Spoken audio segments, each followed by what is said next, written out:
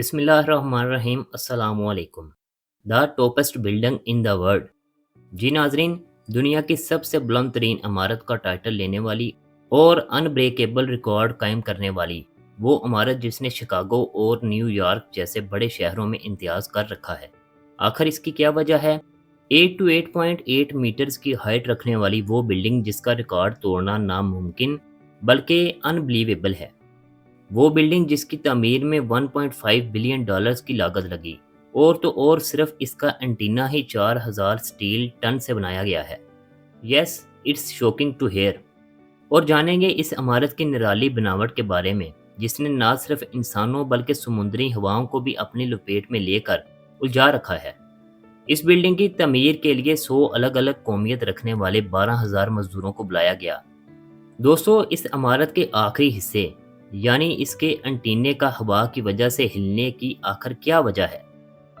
लोगों में ये ख्याल जाहिर किया जा रहा है इसके एंटीने के हिलने की वजह से ये बिल्डिंग गिरने के चांसेस पर है। क्या ऐसा मुमकिन है? तो इन सभी सवालात के जवाबात जानने के लिए इस वीडियो को एंड तक देखें।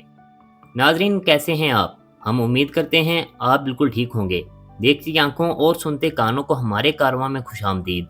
दोस्तों, आज का ज़ेरे बहस मौजू दुनिया की सबसे बुलंद तरीन इमारत बुर्ज खलीफा है।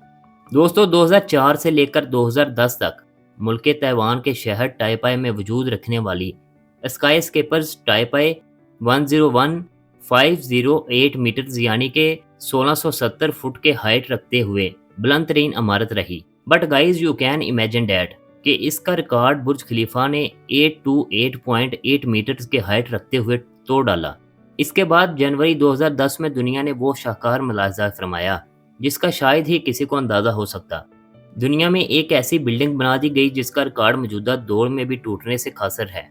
दुनिया की वो स्काई स्केपर जो 14 साल से कायमो दाइम है, जिसका रिकॉर्ड तोड़ने का वादा दुनिया के कई मुमालिक ने किया, मगर दावे के बावजूद सब वादे धरे के धरे ही रह गए।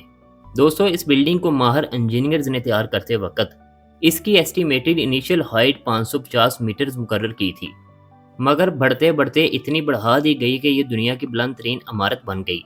दरअसल बुर्ज खलीफा के थ्रू दुबई को सेंट्रल पीस ऑफ अट्रैक्शन बनाया था ताकि दुबई ना के सिर्फ एशिया बल्कि इंटरनेशनली लोगों की निगाहों का अहम तरीन मरकज बन सके।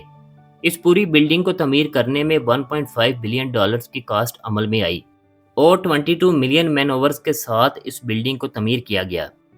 Now come to the basic reason on which Burj Khalifa was delayed to build।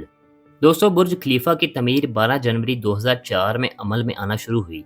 फिर 1 अक्टूबर 2009 में बुर्ज खलीफा का काम किसी हद तक मुकम्मल तो ज़रूर हुआ, मगर फिर भी कई वजूहात ने इसकी नामुकम्मल तमीर में रुकावट डाली। इन वजूहात में तमीर के दौरान इमारत के डिज़ाइन की तब्दीली की गई जो कि ताख़ीर और लागत में इजाफे का बाइस बनी। बुर्ज खलीफा की ऊंचाई और इसके मुनफरद डिज़ाइन ने इंजीनियर्स के अहम चैलेंजेस को जन्म दिया जिसके लिए जदीद हल और इजाफी वक़्त दरकार था। अब चूँकि प्रोजेक्ट के लिए बड़ी मकदार में मवाद की ज़रूरत थी, इसके अलावा 2008 के आलमी मालियाती बहरान ने प्रोजेक्ट की फंडिंग को मुतासर किया और तामीराती कामों में सुस्त-रवी आई, मगर अबू धाबी के हुक्मरान शेख खलीफा बिन ज़ियाद अल नहयान ने इस बिल्डिंग की मुकम्मल तमीर के लिए फंडिंग की और इमार कंस्ट्रक्शन कंपनी के साथ मुज़ाकरात करके बुर्ज खलीफा की कंस्ट्रक्शन को यकीनी बनाया। इन तमाम तर चैलेंजों के ऊपर अबूर हासिल करके बिल आखिर 2010 इमार ग्रुप ऑफ कंस्ट्रक्शन कंपनी की ज़ेरे निगरानी इस बिल्डिंग की कंस्ट्रक्शन का काम मुकम्मल हुआ और दुनिया की बुलंद तरीन इमारत बनकर तैयार हो गई। दोस्तों, यही वजह है इसी इज्जत अफजाई के तहत बुर्ज दुबई को बुर्ज खलीफा का नाम दिया गया। अब दुबई इकनॉमिकली हुब है। लोग यहाँ आकर अपनी कंपनीज खोलना, यहाँ रहाइश पजीर होना और यहाँ प्रॉपर्टीज़ वगैरह का कारोबार करना और प्रॉपर्टीज़ को लेना बहुत पसंद करते हैं। अगर बुर्ज खलीफा के डिज़ाइन की बात की जाए तो ये डिज़ाइन खिते के इस्लामी फ़न तमीर से अखज़ किया गया, जैसा कि सामरा की अजीम मस्जिद वाई की शक्ल वाली सह अफ्रीकी यानी कि 3 हिस्सों पर मुश्तमिल मंजिल जियोमेट्री शेप पर तैयार किया गया है। दोस्तों, बुर्ज खलीफा पर एक टावर बनाया गया जिसे बुर्ज खलीफा का एंटीना भी कहते हैं। आम लोगों का जाना इस जगह पर ममनू है। ये 4000 टन वजनी स्टील का टावर है जिसकी लंबाई 207 मीटर्स है। बुर्ज खलीफा में टोटल फ्लोर्स की तादाद 163 हैं।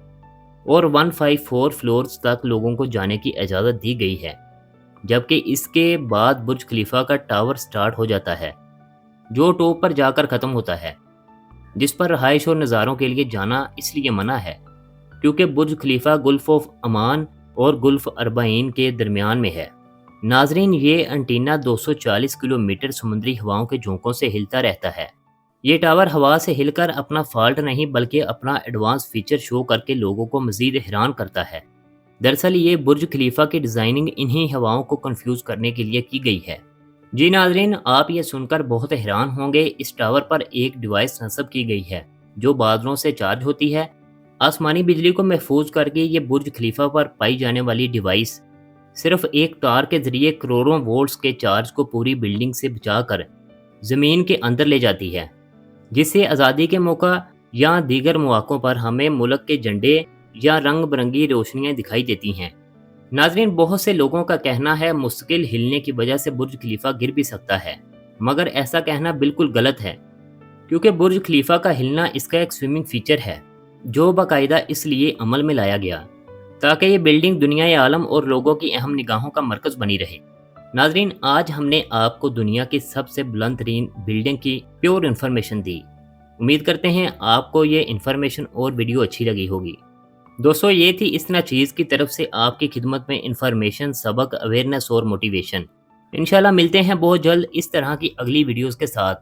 تب تک کے لیے اپنا، اپنے آس پاس اور اپنے ماں باپ سب کا خیال رکھیں۔ اللہ آپ کا حامی و ناصر ہو۔ اللہ نگہبان۔